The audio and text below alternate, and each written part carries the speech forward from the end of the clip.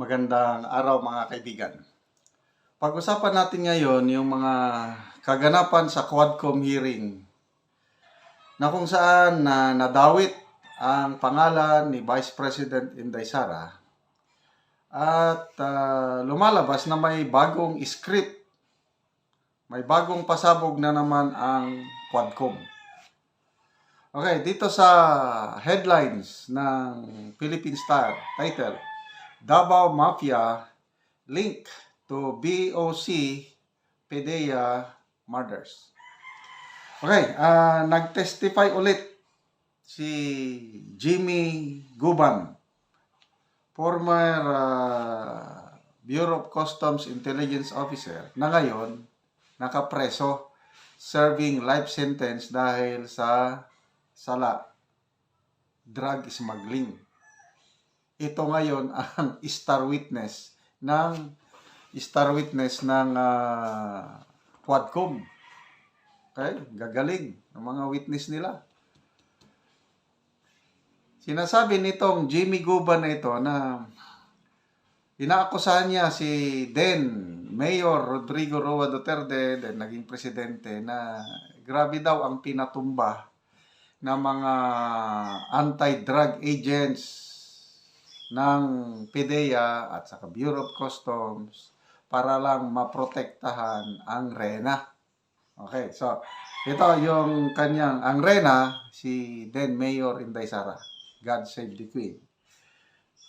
Sabi niya, we were thankful to God that we're still alive.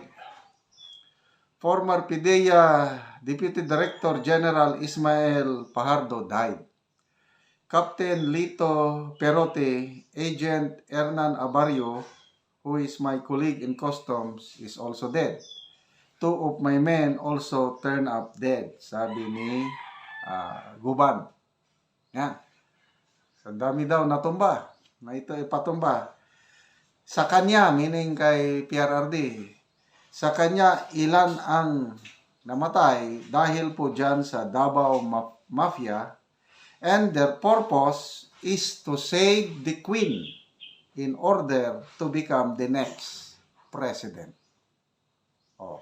Sino yung Queen na tinutukoy? Yun na po si VP Sara. Si then Mayor Inday Sara. So yung mga ginagawa ng then Mayor Duterte and naging President Duterte, yung alleged extrajudicial killings sa Davao, para lang daw magiging presidente yung Queen. Okay? So yan, nadawit ng nadawit na ang ating butihing Mayor Inday Sara. Sabi pa niya, an employee of one of the congressman has been... Okay. So, tinanong siya ni Zambales Representative J. Concon for more names. Kasi bagong pasabog niya itong God Save the Queen. Kailang sabi niya, hindi muna daw niya papangalanan yung mga na-involve sa project na God Save the Queen. Okay? Sabi niya, sorry, Your Honor, maybe next time. Sabi niya. Tapos, sabi niya, kumpletuhin ko muna ang aking affidavit. Hindi ko muna sasabihin ngayon. Nabigla ang mga kongresista yung pagbanggit niya ng God Save the Queen, na referring to Vice President Inday Sara Duterte. Kaya lang, hindi siya mapilit ni Congressman Concon na magsalita sino-sino yung na-involve sa God Save the Queen. Okay. My apologies, sabi ni Guban. If I cannot give it today, I still have to fix my affidavit on that. Perhaps if I have prepared my metrics, it is because the security of my family is at stake. Natatakot daw siya sa kanyang pamilya at bigla pa siyang umiyak nung makita niya sa Zoom yung si dismiss Police Colonel Eduardo Asierto. Silang dalawa, itong si Colonel Asierto at si Guban, parehas na wala, natanggal. Si Asierto nagtatago up to now. Kasi itong Asierto, dating Deputy Director ng Philippine Drug Enforcement Group, PDEG. Kaya lang, nasangkot din siya sa kalakaran ng illegal na gamot, kaya tinanggal siya. Dismiss. Ngayon, nagtatago. Bakit nagtatago? Kung talagang wala na yung Duterte administration, bakit hindi siya lumantad? Kaya hanggang Zoom meeting lang siya. Kaya ito na po ang ginagamit ng Quadcom.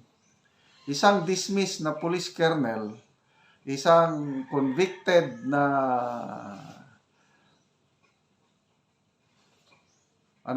drug smuggler, ang ginagamit para idiin ang mga Duterte. So, bahala na ang taong bayan.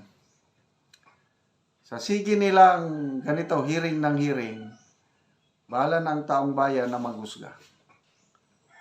Baka hindi nila, they will not learn their lessons, ano? Ganyan din ang nangyari sa US. Bago nahalal si President-elect Donald Trump, nako, grabe po, kaliwat kanan ang maraming mga kaso na isinampa kay President-elect Donald Trump. Hanggang na-convict nga siya, itong lately lang, anong buwan ba yun? Convicted. Kaya lang, despite yung conviction, akala ng Biden administration na ang mga botante, wala na. Masisira na nila si Trump. Kasi convicted na But ang American voters, wais, nag-iisip, hindi nila pinaniwalaan yung narrative ng Biden administration. O ngayon, nanalo si President-elect Donald Trump. So, parehas yung nangyayari. Trump and Duterte, sinisira nila, kaliwat ka ng paninira.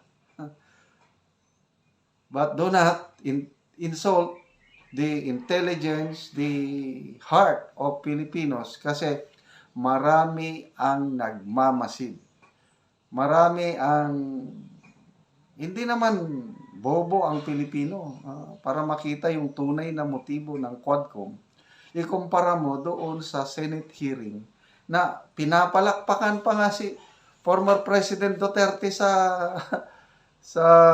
Senate hearing na to a point na medyo nairita o nagalit si Senator Pimentel. Sabi niya, pag may pumalakpak pa, palabasin nyo sa Senate Hall. Bakit pumalakpak yung mga empleyado ng Senado? Karamihan doon, ha? Bakit pumalakpak? Kasi, sabi niya, if I'm given the chance, sabi ni Pierre Arde, na gagawin ko ulit yan. Labanan ng droga, gagawin ko, dudublihin ko pa kasi mahal ko ang aking mga kababayan, lalo na ang mga kabataan. Pinalakpakan. So, watch out. Mga honorable kongresista, ngayon, ginagamit nyo palagi si Guban, Jimmy Guban, siya inyong star witness.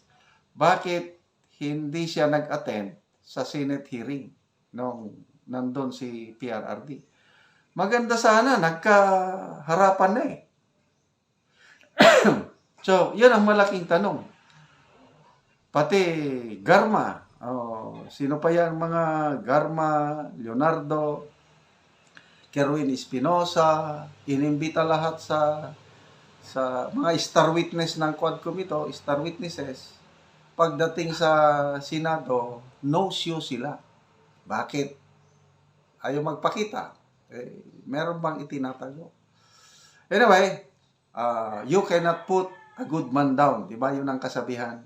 Kahit anong gawin nilang paninira kay PRRD, kahit anong gawin nilang dawit, kasi dinadawit na nila si VP Sara, God save the Queen na eh.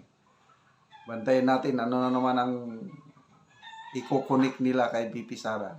But then, yun na nga, ang taong bayan, nag-iisip, matalino, I don't know kung sino ang paniniwalaan.